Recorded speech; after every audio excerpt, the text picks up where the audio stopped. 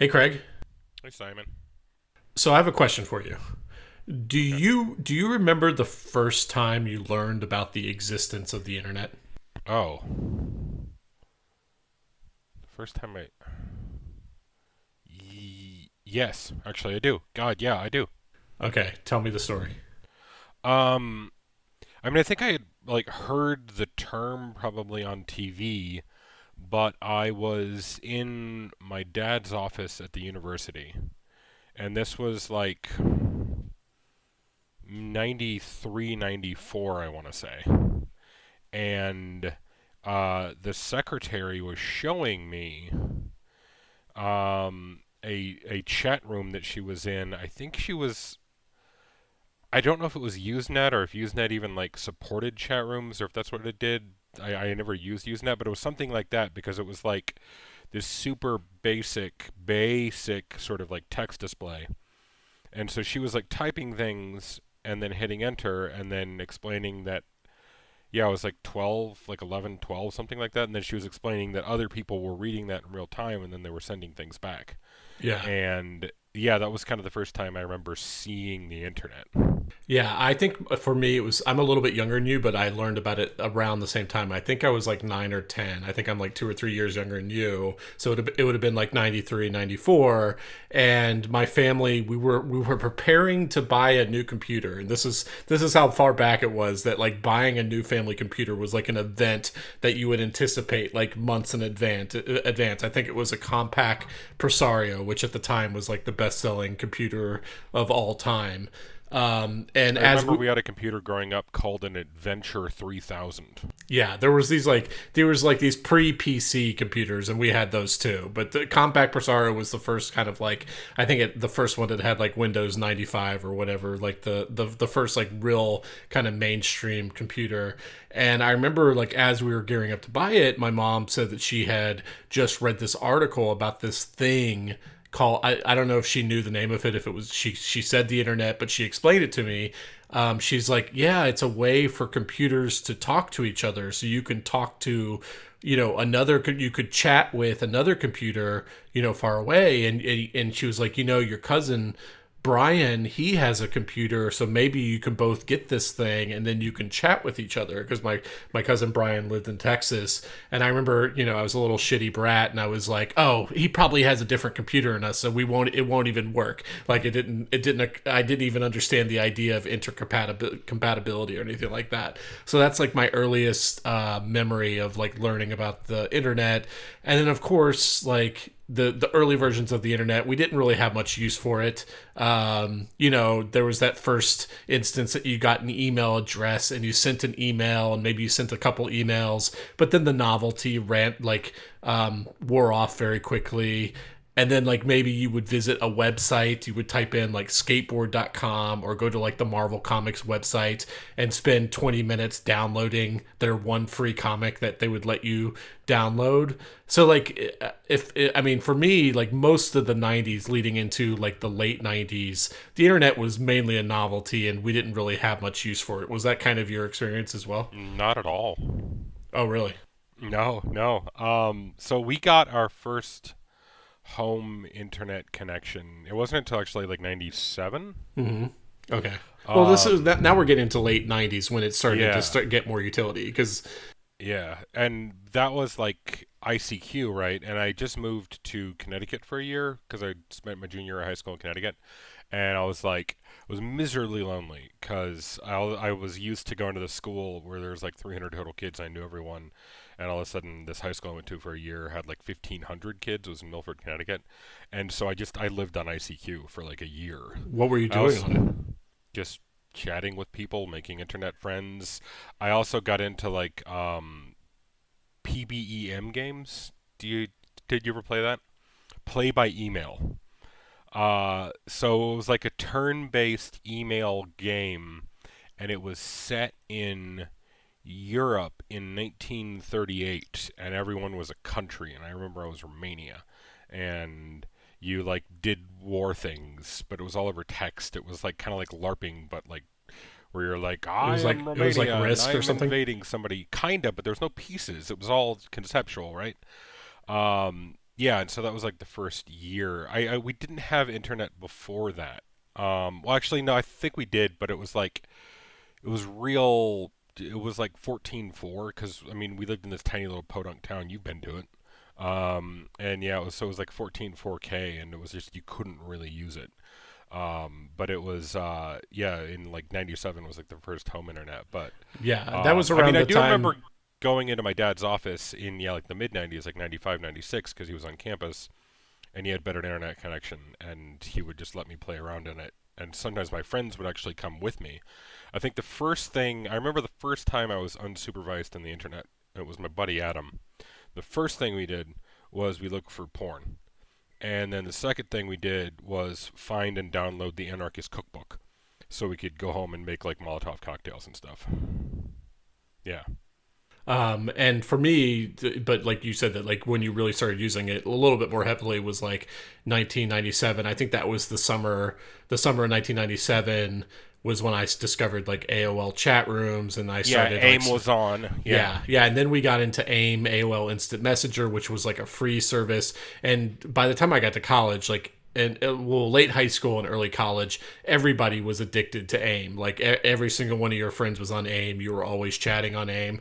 But it wasn't until I would say the early to mid 2000s where the use of the internet started to expand beyond just chatting, and a lot more news, video, a lot of entertainment started moving online, and the web really exploded with web 2.0. And it was at that point that I think the internet took over our lives. And then there was the launch of the first iPhone, the growth of the smartphones.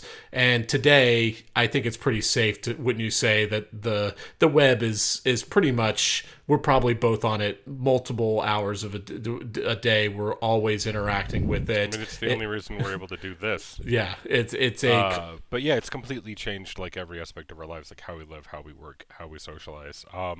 Yeah, I mean, I remember like also like yeah, in like the late '90s too, like looking, for like yeah, getting involved in like posting to like web rings through like the comment boards. Like there was that cool feeling when you found like for anyone listening who's not old, like when you searched for things, right? It was you just kind of like had to like hop between search engines, right? You're going from like Alta Vista to Ask Jeeves to Dogpile and all that shit, and then trying to find your people, right? You had to go out there and find your tribe. And if you found your tribe, that meant usually you found a web ring. And it meant that you found a web ring, which were these series of interlinked sites, either on like GeoCities or AngelFire. It's such a shame that we lost GeoCities because it was a great archive of like Web 1.0. It was like there was all there was this kind of sense, and yeah, this is still before it took us over, but and I don't know if you remember this feeling, but there was this feeling of like the this thing had come along. It was the internet, right? And then everyone's creating their own like either like AngelFire or GeoCities site, and you can go out and find your tribe, and you can go out and find your people. And there was this sense of it being sort of like very egalitarian, like very democratized, right? It wasn't like well, you didn't have uh followers. You couldn't like everybody was yeah, exactly the same in some and there ways. wasn't anything like Reddit, right? You Yeah. just had to go find your tribe. You had to go Well, it was find your it was people. message boards. It was like an early Yeah. version of Reddit. Like I remember I used to spend so many hours on like Isaac Asimov's magazine message board, just like fighting with people. Yeah, Not I not did the about same science thing fiction. on Like Warren Ellis's Die Puny Humans site. yeah, you would find some Yeah. random message board, and just for some reason there would be some other people congregating on that message board, and then you would sort of get to know these people at least by their usernames.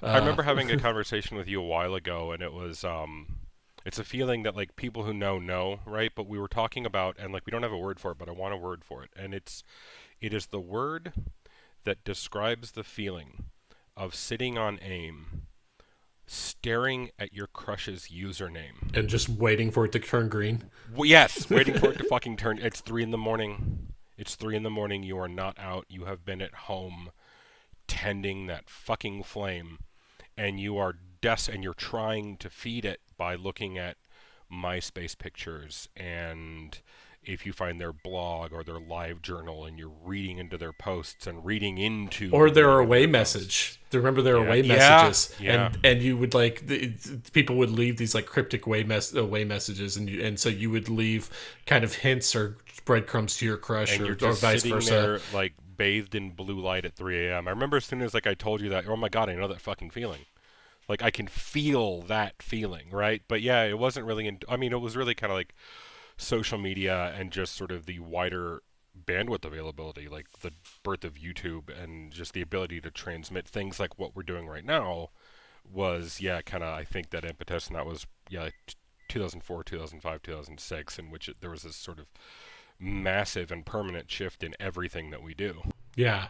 And not only, and this is kind of getting into what we're going to be talking today, is like not only did we begin to spend more time on the internet, but it started to kind of like rewire our brains and reshape the way we think, how we interact with each other, how we interact with information, how we interact with like physical spaces around us. So there's all kinds of emerging science around how our memory, our ability to store like facts and basic memories has changed. Our attention spans, our ability to like actually focus on things, our spatial mapping, so our ability to like literally like remember how to get from point A to point B now with the ubiquity of GPS, where that can like tell us exactly how to get there, making it so we don't have to memorize anything.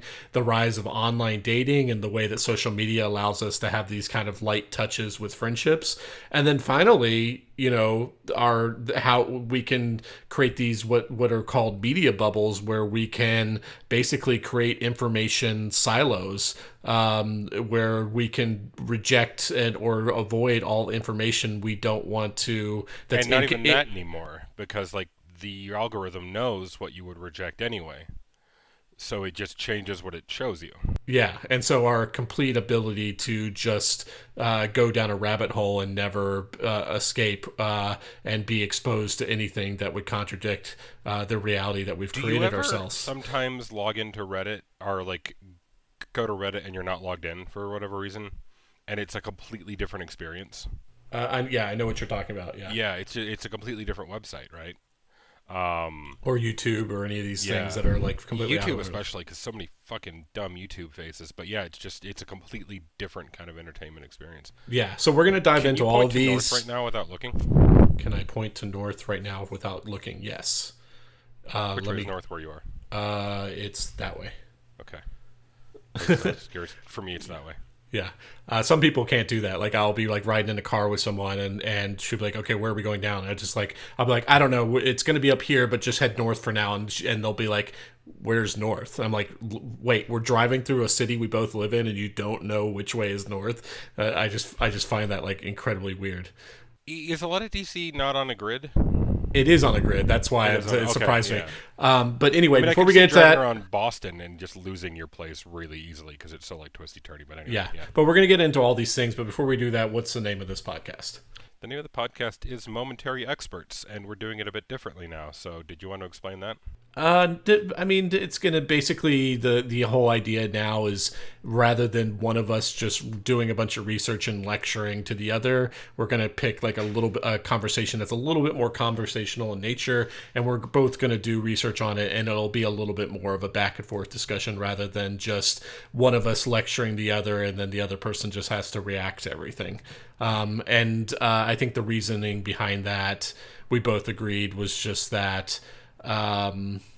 Basically, like the reason we wanted to do this, the entire reason, is we just wanted a excuse to chat with each other every single week, and it was becoming too much like homework for us to have to basically, one of us had to prepare each week an entire lecture, and it kind of took away some of the fun of it. So we're hoping this is going to be a more fun, relaxed type of approach. Yeah. So to kind of get into it, we can kind of, there's so many different angles in there. I maybe suggest just talking a little bit about memory first. Do you remember, you remember a time, we both remember a time, we're both like elder millennials, where like, if you were discussing something and you didn't know a fact that was in your head and there was no kind of like resource that was right at your fingertips, like you were just like, okay, I guess we'll never resolve what that fact is. I'm just not gonna know that. Yeah. And obviously that's like completely gone away. Like basically there is no fact that's too obscure for us to look at, to pull out our phone and look at. And so that's how we go about our lives now, with this understanding of, you know, that any fact that we want, we can get access to. And this is, you know, based on research that several academics has conducted. Like, this is completely kind of reformatted the way that our brains store memories. Did you do any reading on this?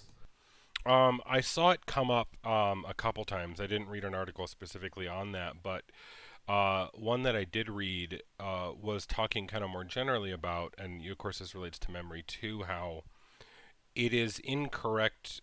People tend to think of their brains rather like the same way that they think of like storage space on a computer. It doesn't matter how you get it there, it's there, right? But it's not the case. There's a at a physiological level a function to it, and things that you practice you get better at, and things that you don't you get worse at. So yeah, one of the things that they mentioned was that our memories are getting worse because we no longer have to practice as often committing things to memory because it's always there. And yeah, how many times a week? And like, yeah, when I read that, I was like, yeah, holy shit! Like, how many times a week do you do that? You know, I need to look up who directed this thing, who sang this song, who painted this painting, who is this president of this country, you know, et cetera, et cetera. And then like you read about it, but then you probably don't remember it. Yeah, it's actually a little bit more nuanced than that. So, based on whether your brain figures out whether you're going to be able to Google it later, and will store information on that. So, if it's something that you cannot easily, your brain knows that you can't easily Google, your brain is more likely to store that memory than if the brain, if they know it's, if it's like the fact of like, what year did World War II or start. That's something that your brain knows that you will be able to Google at a moment's notice. It's not going to store that. But if it's something like, what was the recipe for this one kind of lasagna that your mom made, which obviously is not going to be easily searchable, your brain is more likely to store that as a memory. So does your brain then kind of use the perceived difficulty of finding it the first time as a marker for whether to trigger pushing something through the short term into the long term memory? I don't know about the difficulty of like finding it the first time, because you could have easily, your mom could have easily told you her recipe for the lasagna. Like, it wasn't like how hard it was. It's literally your brain knows that it's not going to be able to find that later, so it's more likely to store it. Okay, yeah. And another thing is, like, even though we don't remember the fact because our brain knows we can just look it up, we are getting better and better at remembering where we found the information. So like, let's say you actually were reading an article in the New York Times and you learned something. Like 5 years later, you might not be able to recall the fact that you learned or the exact fact that you learned, but you'll remember that it was, you read it in the New York Times, which will make it easier in your Googling search to go and find it. Okay. Does that make sense to you? And I can, like, as a journalist who writes, who has to recall a lot of stuff in the past, because I'm doing a lot of Googling, because I'm like, oh, I remember this thing happened 12 years ago that relates to this thing I'm writing about. I need to go chase down that thing that happened.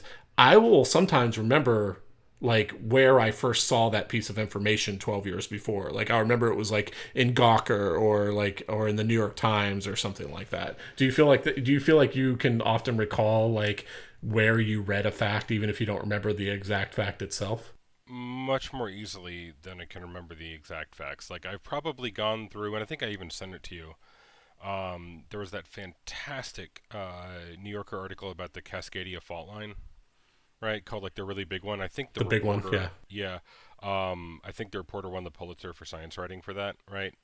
I've probably read it like 3 times because it's just such a great goddamn piece of writing. It's such a good piece of writing, but the specific facts of like that are of which there are multitudinous within the article. I probably don't recall that many like at a given time off the top of my head, but I do know like okay, like I can go there to get that thing. Yeah.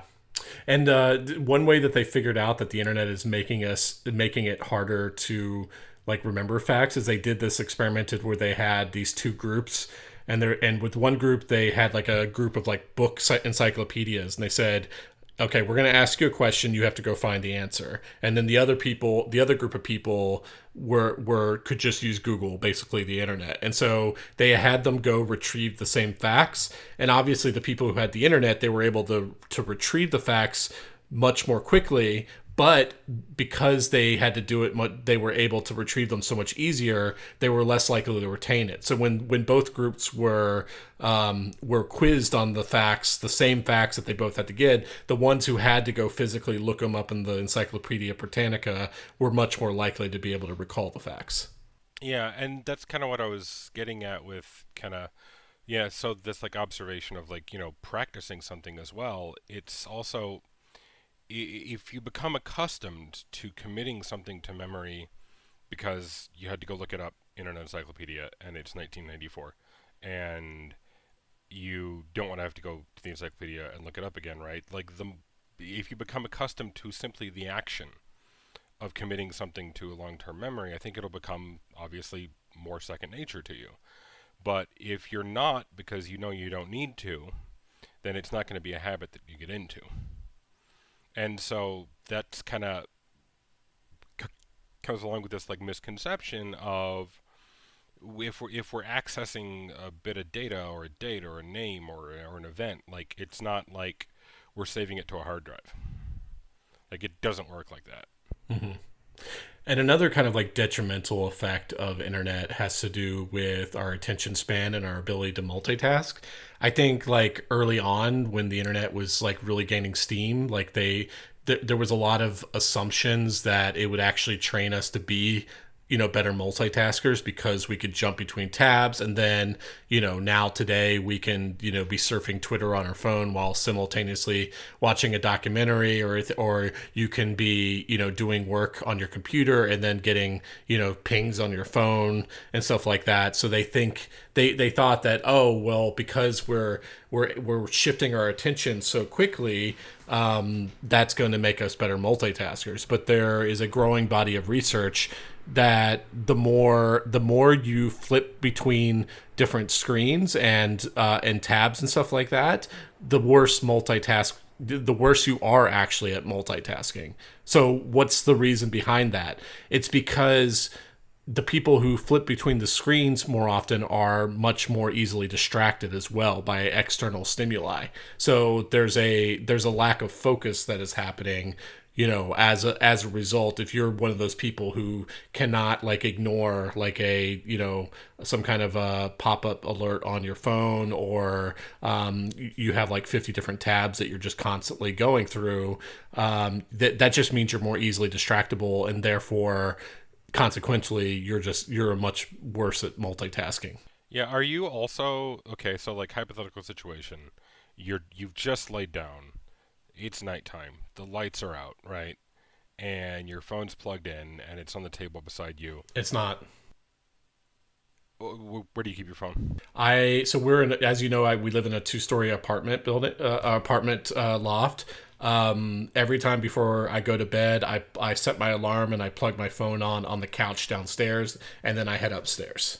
So I don't bring my phone to bed with me, and that's a little bit less about the distraction part and more about if my alarm goes off and I'm forced to walk all the way downstairs to turn the alarm off. You're not likely to go back to bed. That's a really Yeah, good idea. yeah, and so.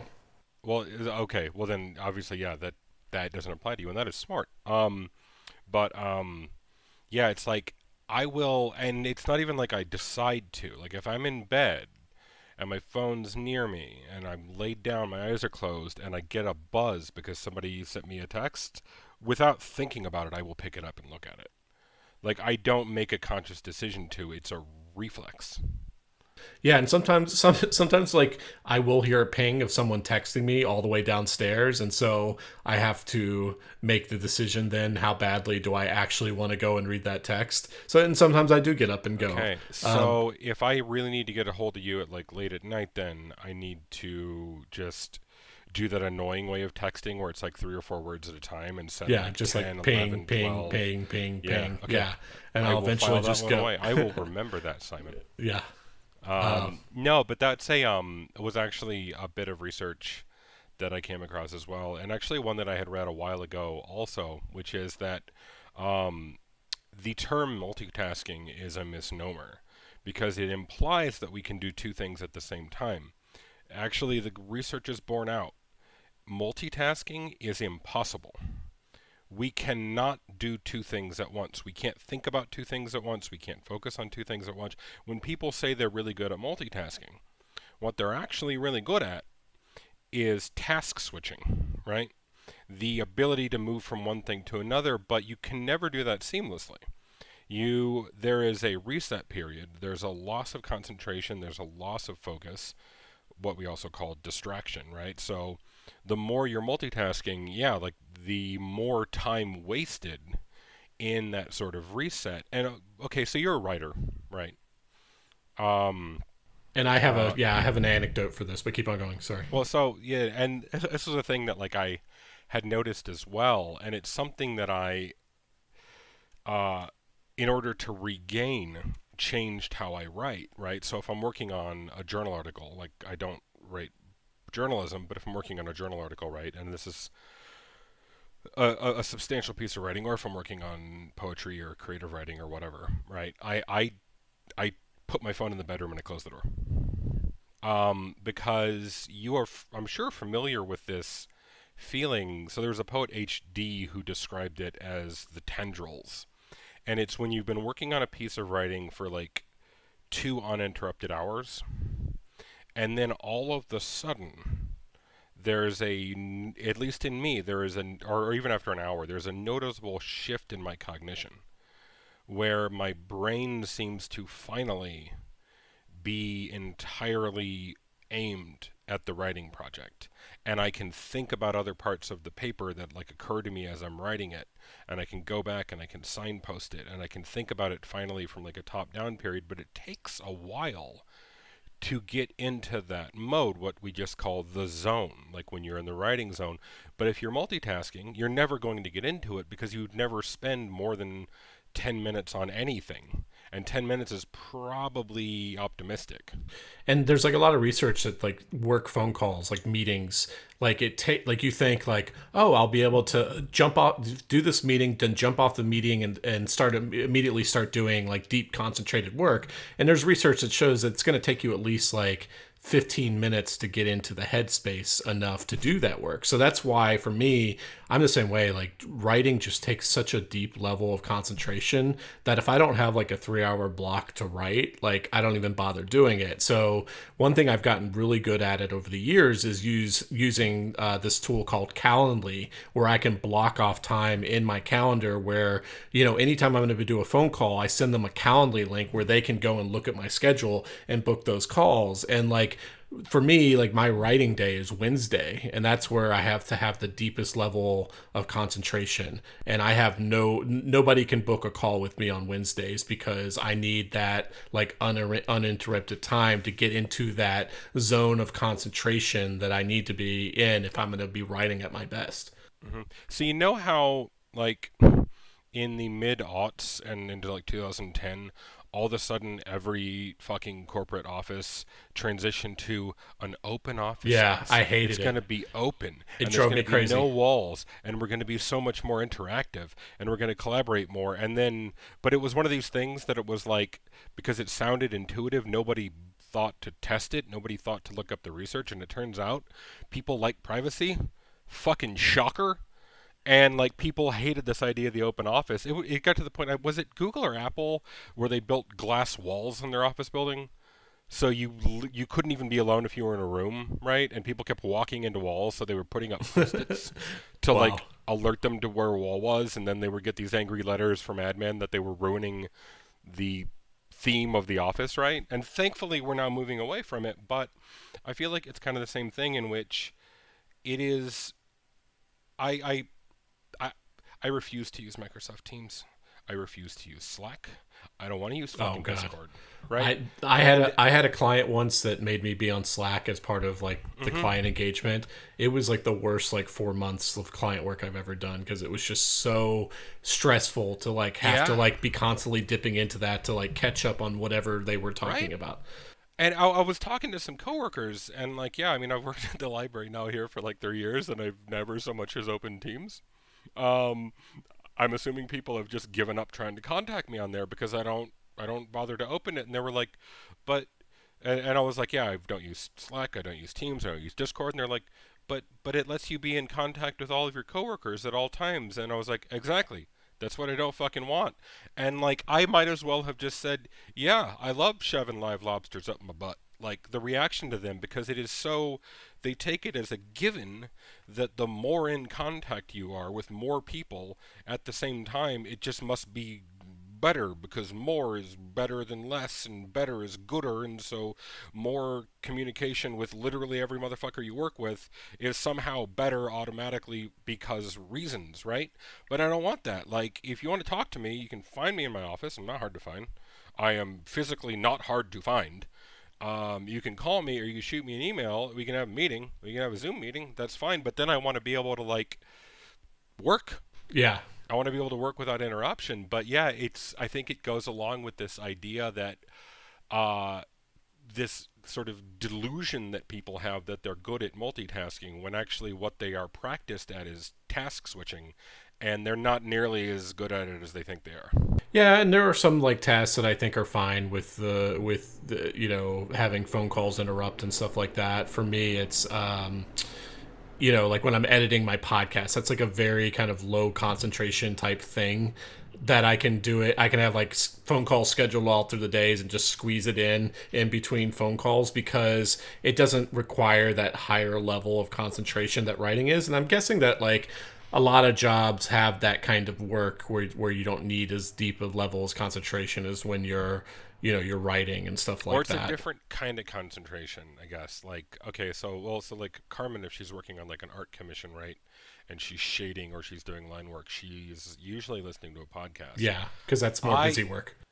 it's yeah, and it's sort of like she can get into a zone with one part of her head and do this kind of fiddly artwork, but she can listen to a podcast, and it's like, but I mean, I can't even listen to a podcast if I'm doing chores. Oh, really?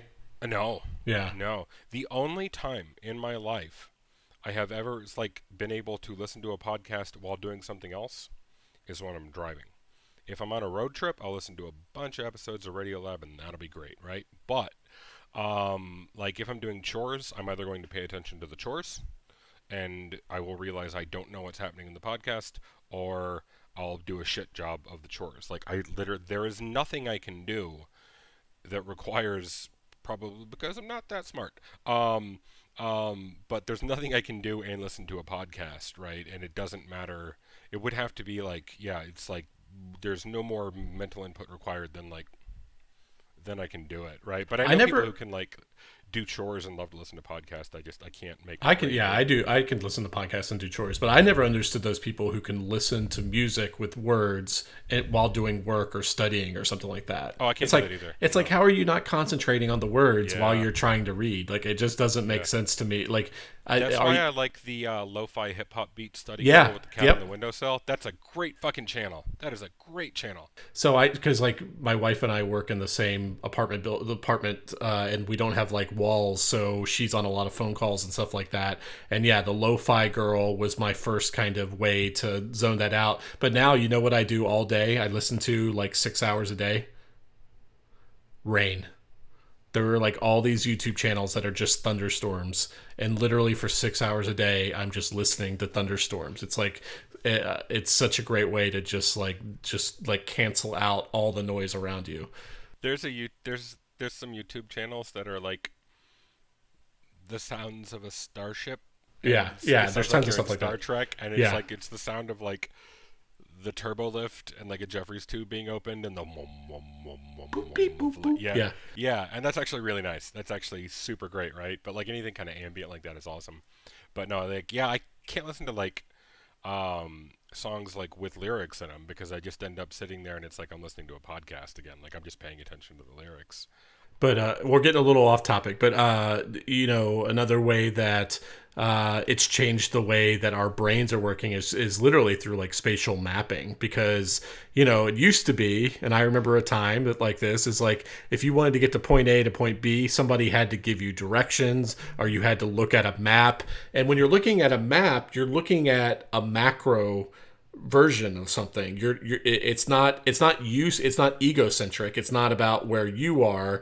It's about here's the entire context of this space, and you figure out how to get through there. But when you are literally now like using a GPS, it's entirely egocentric. It's based on exactly where you're looking, your worldview. So it's telling you to go straight, it's telling you to turn right. And so because of that, and because we know it's always going to tell us where to go, even to the point where they're so smart now, if you make a wrong turn, it'll find you back to the place you're supposed to be. Like Yeah, you don't even have to turn around and go back. You can just keep going the way that you're going. It'll find a way for you. Yeah. Well, sometimes you have to do a U-turn, but a lot of times, it'll just find an alternate route. Yeah. There's literally no onus on your brain to record where you're going most of the time, and so as a result, like we as as a species are getting worse at understanding contextually where we are, being able to recall how to get from point A to B as a result. Well, that's a physiological thing too. I mean, I think wasn't it? Yeah, it was a study that was done in I want to say like I don't know, like the 70s, 80s, 90s, something. Anyway, they had a bunch of they put a bunch of New York City cab drivers, London cab drivers. Okay, yeah, like into an MRI. MRI machine. They had a larger hippocampi. Yeah, like the part of the brain which is devoted to spatial awareness had enlarged itself. Yeah, because London is not like a grid, so it does like it requires like an incredibly intricate knowledge of all the streets and stuff like that. And so these London cab drivers had this huge like hippocampi part of their brain that was much larger than the average person because their brain had to basically map this entire intricate city. Mm-hmm. I still remember this one time I was in, and obviously, like Chicago is like super easy to navigate around. That's why I love Chicago, because it's a grid, because it burned down and they were able to rebuild it in a more logical way. But I remember, this was I want to say it was like late '90s. I was like trying to drive to this. I think I was trying to get to like a place in Wicker Park, right? And I was trying to drive there from my buddy's house, and I was like lost as shit, and I didn't have a cell phone yet. I didn't get my first cell phone until like 2003, and I was at a red light, and there was a cabbie next to me, and I just called out, and I was like, because I thought I was near it, and I was like, "Do you know how to get to blank bar?" And without looking at me, he goes, 13 blocks west, 7 north, and then like takes off, right? Yeah. And it was like, and I was like, okay, well, and it happened to be sunset, so I'm like, okay, cool. And then exactly. He didn't even glance at me, right? It was just, but that was also like, I mean, but like even like I mean, obviously like Uber drivers now will just use GPS. It's actually like when I move to a new city now, I try in the first like year that I live there to just frustratingly like feel my way to places because I don't know, it's like a fucking ego thing or something like that. I want to be able to say that I can do it. Yeah, and I have to like walk everywhere for the most part because I don't have a car. And so I feel like for my own city, I've done a pretty good job of mapping out. Like if you can tell me cross streets, I can usually know what's the fastest way to get there, including on the diagonal streets. And so often when we're going to a restaurant or something, I will look it up on Google Maps just so I can figure out where exactly, like where it is in the city. And then from there, I don't need any further directions. I can usually get us there and can guess the exact fastest route that Google Maps would tell us to go anyway. So I feel like I'm good about that. But anytime I'm in any other city, like if I'm in New York, people ask me questions about different parts of New York. And I've been to New York a lot, like dozens of times at this point. I cannot tell you anything about different places in Manhattan or something like that, whereas I feel like other people have like a much greater recall of where stuff is in New York. It's also just like I didn't realize how fucking long it takes to get places in New York. Like it takes a while, like, and then, like I guess that's why I was talking to my friend Henny, and she was like, Yeah, it's kind of a thing. It's like you will have a group of friends and they live in your neighborhood, and if they move to another borough, you're like, well, it's been nice knowing you, and I'm sorry that I'll never see you again before we die, because you're going to be in Brooklyn and I can't go there, right? But it's true even for DC though. Like anything that requires driving to, my knowledge goes like completely out the window. Like if you were to like tell me like let's drive to Dulles, which is not that far from DC, it's only 45 minutes. I could not get you there, like without a map. Like but there are people who drive that all the time who know the exact like what the road is to get there and everything like that. Like anything that requires any kind of driving, like my memory has not stored anything like spatially related to that. But if you need to lead somebody on a walking hour long in the heat death march to artisanal gelato, Yeah, with a sprained ankle. yeah, you could totally do that. Yeah. So, um, where were we then? Okay, yeah. So, um, kind of again on the lines then of like this sort of like thing that we don't have to practice much anymore was kind of my original interest in this topic was I got to thinking a lot about the loss of boredom, right? We live in a post boredom society.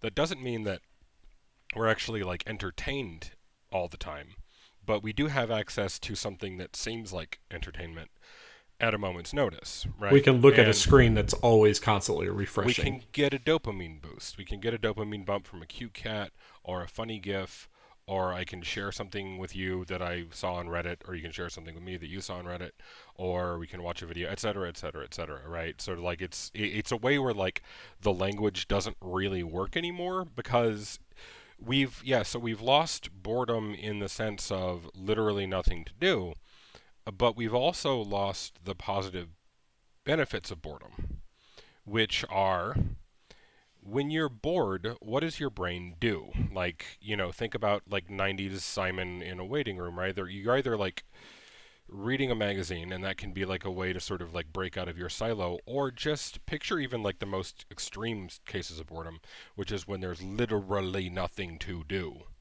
There's no magazine, there's nothing to read. You start to just think about shit, right?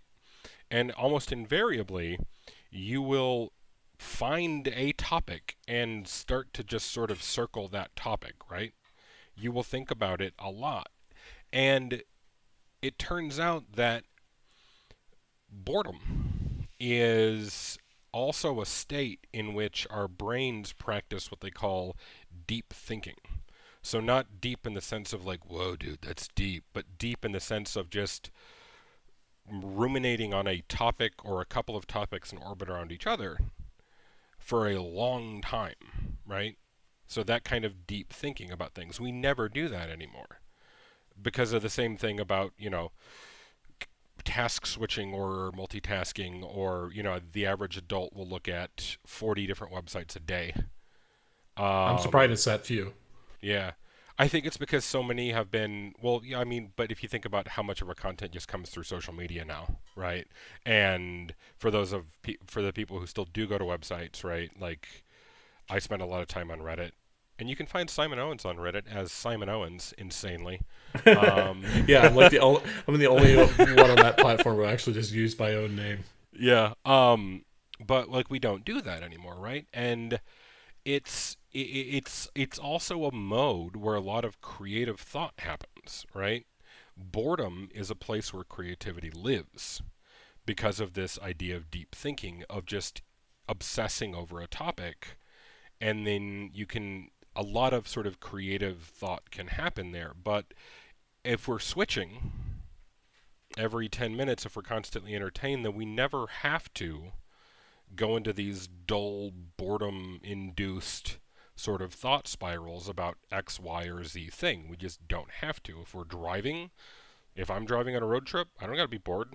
I download a whole bunch of radio episodes. That's the If we're weird thing waiting with at me the is doctor's like, office, let's say if we're I'm like renting a car and I have to drive 3 hours to Philly to visit a friend, I will literally spend that in 3 hours in complete silence. The radio won't be on or anything like that. Like, and I also like will go on like on a regular basis just long walks where I'm not listening to anything. I'm barely looking at my phone, and I also just take long showers like every single day. I'm one of those long shower takers, and I'm just like, maybe that is part of like I'm building in parts of my day, or I'm kind of more drawn to those non stimulus inducing periods of time.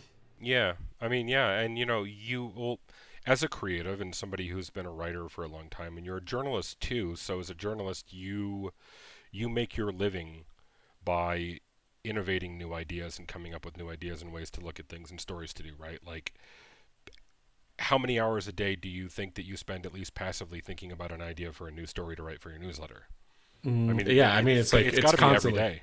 Yeah, Yeah, I yeah, mean, or I'm just exactly. constantly thinking about if not an idea to write about, but just like ideas to like improve my media business or something So like you that. may Or like, yeah. have, just because you spend so much time there, like you may have developed sort of a greater appreciation for that sort of like bored silent time, because your brain knows it's a good place to get that kind of stuff and to think about things, since you do that a lot anyway. But I think, the average person, I think the average screen time now for like people our age is about 5 to 6 hours on a phone, and then for like Zoomers, it's something like 10 or something like that. We never have to go deeper than a few inches in that lake, right? So we never spend that sort of like spiraling time just thinking about nothing. And I was halfway through a NPR online episode about I think it was a Terry Gross episode when I ran out of time and we had to start this. But yeah, it was kind of talking about this like as a unscientific experiment. Ironically, these kind of five scientists went off into like the wilderness together for like a week of like no phones, no screens, just to sort of like chart what would happen to them. And there were a couple who were like super hesitant because they're like, I need this. This is how I work, et cetera, et cetera, et cetera. And then they all noted something that happened after about 3 days, which was they could sense like their thinking changing, and they started to think about single things much more often. And then I think they all reported coming out of it, they were like, yeah, I got some great ideas for research, right? Just by thinking about shit, as opposed to sort of just like reading stuff and waiting for it to come to me. And yeah, I was like, and I'm trying to remember the last time. Well, actually, yeah, like I know the last time that I was without my phone for a long time. It's when I went to rehab, and for like the first 4 weeks. Um, That was when you sent me like a hand typed letter, and that was really sweet. Oh, I did. It was, Nice. yeah, I you vaguely printed remember it. that. Yeah, you printed it and you typed it, and then you mailed it to me, and it was super sweet. Um, and yeah,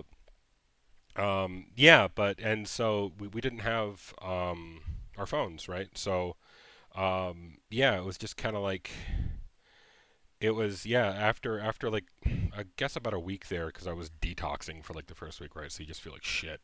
But then like second week, right, when you're just sort of like moved into like I guess gen pop of rehab, yeah, you just kind of like find yourself like just sitting places, just like sitting, cause like you got no phone, right? And so I mean, yeah, like you're doing programming all day, but yeah, it's kind of like you well, you also smoke a billion cigarettes because that's just all there is to do there, right?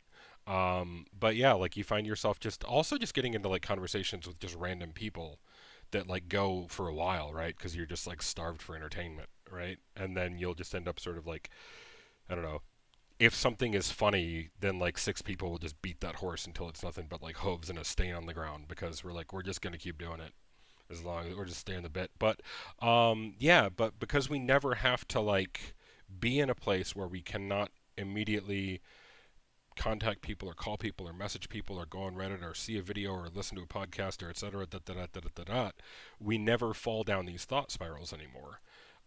So we never have to just allow our brain to find something to think about that seems to be entertaining enough to pass the hour that you're waiting for a thing, and then just kind of obsess about it. And so boredom is also sort of like a side of creativity. So losing boredom is not necessarily a good thing, because it's removed this sort of like these random acts of enforced kind of deep thinking that we used to experience a lot. One other aspect I'd love to talk about is just relationships, like with other people.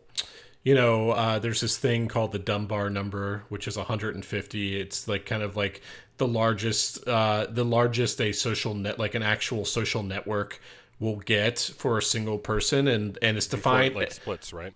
Well, it's defined as the number of people where if you saw them if you walked into a bar and saw that person, you would walk up and like talk to them and sit down and catch up with them. So obviously I mean, we've all experienced this thing of like seeing someone at a bar that you ran into and talked to at a party once, but it's just really awkward and you don't want to go or even acknowledge that you know who that person is, or it's like some old coworker or something like that, because they're so far removed from you that you just like don't want to go through the energy of like rekindling it with someone that you don't have any close connection with. So it's like 150 people who you know who they, not only do you know who they are, but you would have the desire if you ran into them to talk to them and catch up and everything like that.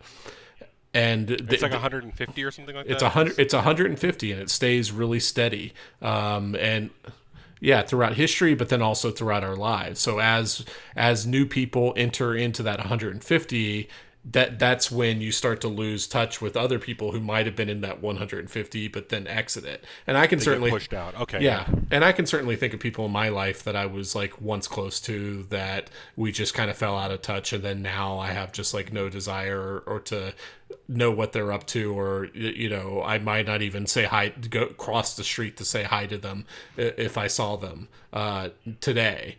And I guess there was this kind of theory is like, the rise of social networking and stuff like that. Would that allow you to increase the Dunbar number? And it hasn't really. Like it has changed like maybe the nature of relationships in some ways. Like I feel like if you and I had been born 30 years earlier, we probably would have lost touch with each other, right? Like we had that incredibly intense summer working together in that fireworks warehouse. We might have like stayed in touch for a few years where you would like maybe come and visit like once a year or something like that, especially when we were back in still college. But like we've maintained a friendship going on, what is it, over 20 years or close to 20 years now. That was And, summer 2005. yeah, so we're almost creeping up on 20 years, and we have lived on opposite sides of the country that entire time. Yeah. The longest we've lived in a near place since then was that summer I worked for Orkin. Oh yeah, And I I lived was out thinking in about that Centerville. recently. Yeah, Yeah. that was so random. Yeah. But aside from that, we've not even lived within 1,000 miles of each other for almost 2 decades. And it was the only reason we kind of kept in touch was a combination of one, social media, although you've left that much to my chagrin, is like I could kind of keep up with like things you were doing because of just random stuff you were posting to Facebook, because you used to be kind of like a prolific Facebook poster. But then also GChat, which, what's pissed me off about GChat is that it's made it harder to even tell when someone's online. So we're starting to talk less on GChat now as a result, because we never know when each other's online. We text a lot more now. I still have Gmail open all day because there is one person on this planet who I still communicate with through GChat, and it's my buddy Dan Lambert, who lives in Chicago. And he's the only reason I ever have Gmail open, because sometimes we'll like send links and stuff.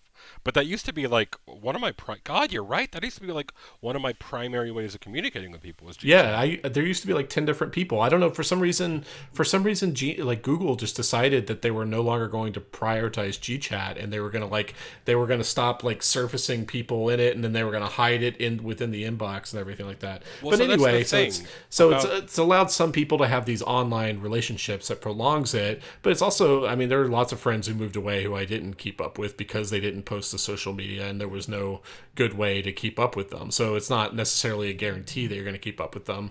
And anyway, the research shows that the Dunbar number still doesn't increase, that even though you might like some of those people who come into your circle most of your interactions might be online. It's not like it necessarily increases your chances of being able to keep up with more people. Yeah, well, that's the thing, and that was, yeah. So the thanks to social media, right? We are, and like it used to be the case that it was actually there was no realistic way to really exceed the Dunbar number because you didn't have ways to contact. I mean, that's why people used to have high school reunions, right? So you could go back and you could speed run catching up on what everyone's been up to. But it used to be like the only way to like really keep up with somebody is if you actually called them or wrote them a letter or happened to run into them in the supermarket if you both like stayed in the same town. But so you didn't have enough time to probably ever do more than 150, which is probably why we just sort of like selected out for that. Like, okay, that's what we need to be able to do. But yeah, thanks to social media, we are now in like perpetual contact with more people, Ambient contact. ambient contact, but still potential sort of like immediate contact than any generation in the history of humanity, right? And it had occurred to me that so this is like have you did you ever read Marshall McLuhan's Understanding Media, The Extensions of Man? Every fucking English undergrad course will probably have something. Yeah. So one of the things he talks about is a concept that he calls like self-amputation, and it's that when a new media exerts a sufficient kind of like pressure on us, it can result in what he called like a self-amputation of a sort of a effectively like a part of yourself. And so it had occurred to me a while ago that so what happened when we were all on Facebook and now we've got all of our high school friends and all of our college friends and then work friends and then acquaintances and stuff and they're all on Facebook. Like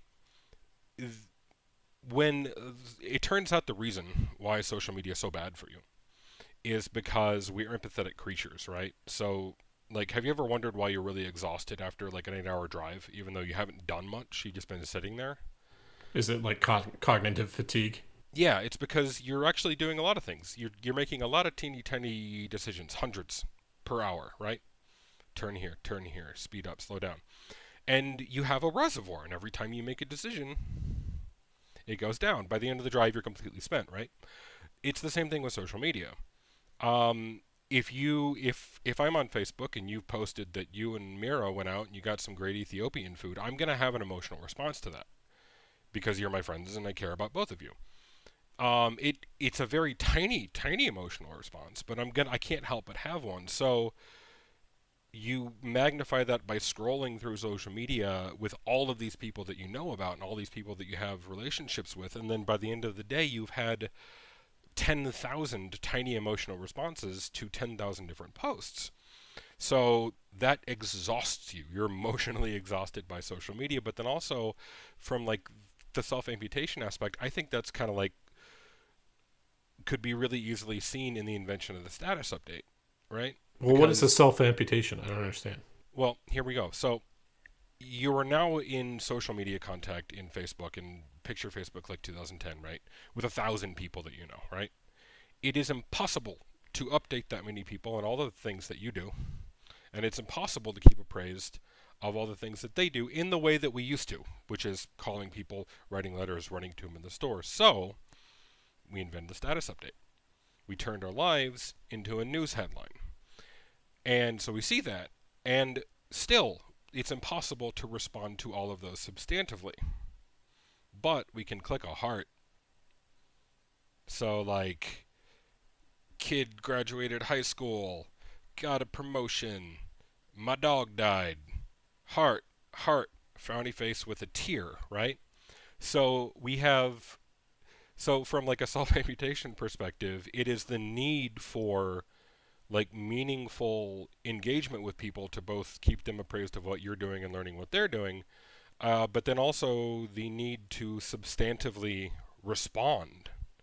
All you need to do now is let them know that you've seen it and that you think that their dog dying warrants a frowny face with a tear. They know that you've seen it, right? So it's this way of like uh, turning it into like mass production, I guess, right? Like affixing those kind of like efficiency metrics to it. And yeah, it goes along with what you're saying, right? Because if there's the Dunbar number, which is the maximum number of people with whom we can realistically maintain relationships, but then we have to try to do it with more, there's going to have to be shortcuts that we take. For sure. It's also like this weird thing where you meet up with someone and the time that you would normally be spent like catching up on what they have been up to, you're kind of already ambiently aware of what they've been up to because you've like you saw those like photo uploads and those videos from the Taylor Swift conference. Conference? No, I'm gonna go with that. The Taylor Swift conference. Conference, yes. I saw this great panel of speakers at the conference on Taylor Swift studies. I can't even think of what word I'm looking for. It was in concert. Concert. There it is. Yeah. It's in Geneva next year. Yeah, I'm super stoked for it. So one other thing, I guess there's maybe two things, but one thing I want to hit before, because we're kind of running up on an hour here, is also it's just like romantic relationships. Like it wasn't really that long ago to where the majority of relationships had to come through personal networks. It had to be with either someone you worked with or a friend of a coworker or a friend of a friend or even your own friend. That like the majority of relationships started that way. And yeah, there were things like personal ads and stuff like that, but they were very stigmatized by society. So you had to use all these different signals to, assess whether, okay, is this person compatible with me? Are they even single? Are they looking to be in a relationship? Are they even attracted to the same sex as me? Whereas like now the way that we look through partners is you're specifically going outside of those networks. So the majority of people that you're being set up on these dates with have no connection to anybody else with them. You're both you know ahead of time that you're both looking for some kind of romantic connection. You have their picture that you've swiped through, so you've already you've both presumably matched for compatibility through physical attributes, and you're able to list things that you do and don't want in your profile from a partner, whether it's like an age range, whether it's you don't want to date a smoker or someone with kids. And so you're able to like grill down on all these criteria and kind of speed run through a lot of the stuff that we had to kind of like feel around in the dark for before. And so I guess like there is like burgeoning research is like, is this making us better at dating? Is it making us like more happy, like more compatible with partners and stuff like that? And the research is pretty mixed. On the one hand, if you survey people who are currently using dating apps but aren't in a relationship, they are in general either about as happy as people who weren't using those apps or less happy. So it doesn't seem to be improving the happiness of people who are currently on the dating circuit and looking for a partner. But there is some emerging evidence that people who are in a committed relationship, if they matched through an app or dating website like Tinder or Hinge or something like that, there is some data suggests that they are much more likely to be happy with each other and to last longer. I can see how I mean, especially apps like Tinder too, just kind of make it really easy to just kind of like also fall into just this sort of like one night stand carousel, right? Because everyone's just kind of like on there for the same reason. Well, it also just makes I talk to women who are still single who are just so fed up with the apps. It just turns kind of people into sociopaths in some ways, and also they just they get frustrated because they start a chat and then the person just ghosts them, or they're extremely flaky because there are no stakes at all. Because if you met someone through somebody else, there was some kind of social construct or contract that made you feel obligated to at least follow up and not be a complete asshole because you didn't want that person to tell your coworker or your friend or whoever you met them through that guy was a complete jerk. But now the stakes are literally zero. You can ghost that person, you can be a complete asshole, and then you can just go back to the app and it'll give you a whole buffet of new people to look at. Yeah. I was thinking of this Onion headline too, though, that was I forget the exact wording, but it was mother of 3 who is going to have an affair in 3 months sends first message to high school boyfriend on Facebook. Yeah. Yeah. And I wonder if it's sort of kind of what affects sort of ambient potential sort of contact with everybody too is having an effect on the stability and health of relationships too. Yeah, there was a guy who got dragged on social media that said like it used to be 30 years ago that like the thing that the trigger thing that or cascading thing that led to an affair was like a drunken night at a bar with someone, and now it starts with the simple like on a Facebook post or something like that, or like or like a flirtatious like emoji sent as a comment to a Instagram post or something like that. So that is true that that like that could be like a gateway.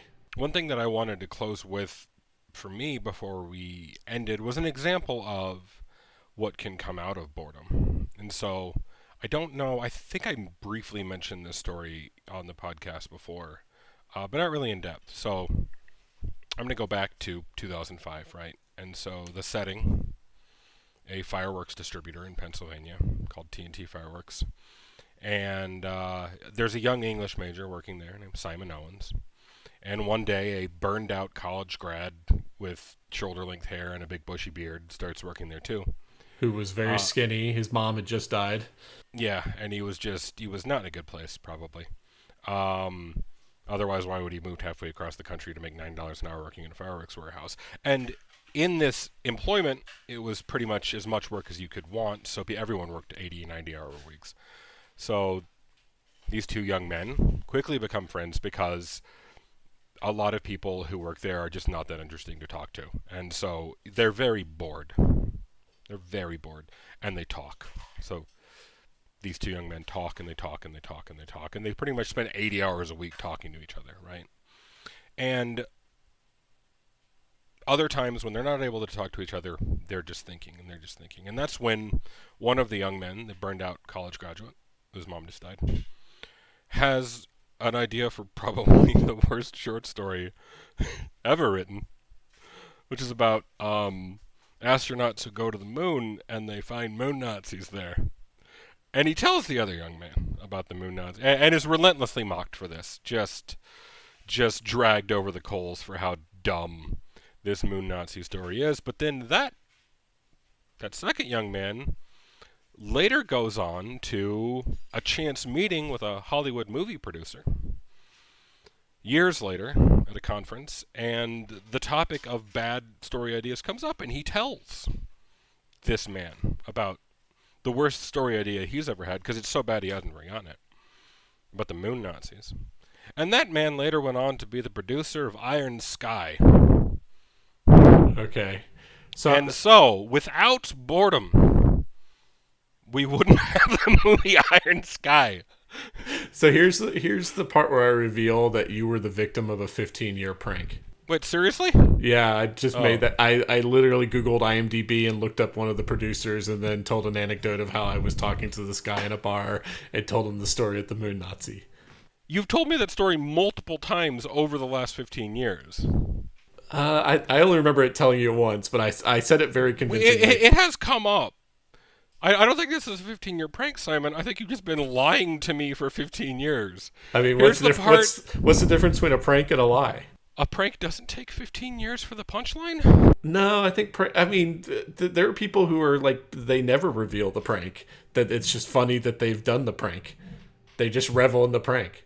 My takeaway is meaningless, and boredom has no value in use, so just go get on social media. I've changed my mind entirely. Yeah, this just changed your entire worldview. Prick.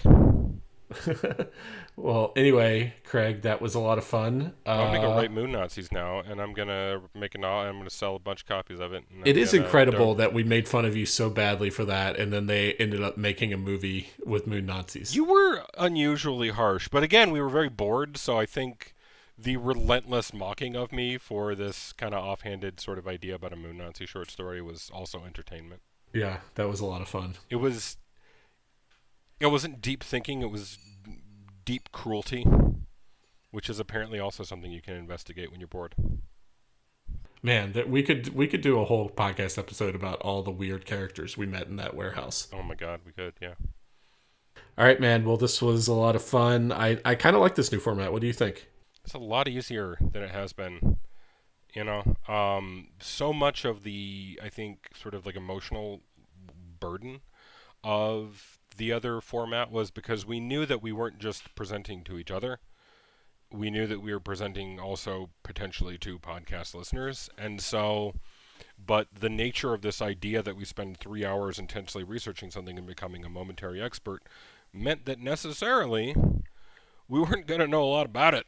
And so we were just going to be giving a bad presentation. But if we can both spend this kind of time passively researching something throughout the week that we're interested in anyway, and then have a conversation about it, I think that's a lot more interesting. It's a lot easier, and it's a lot closer to kind of why you wanted to do this in the first place.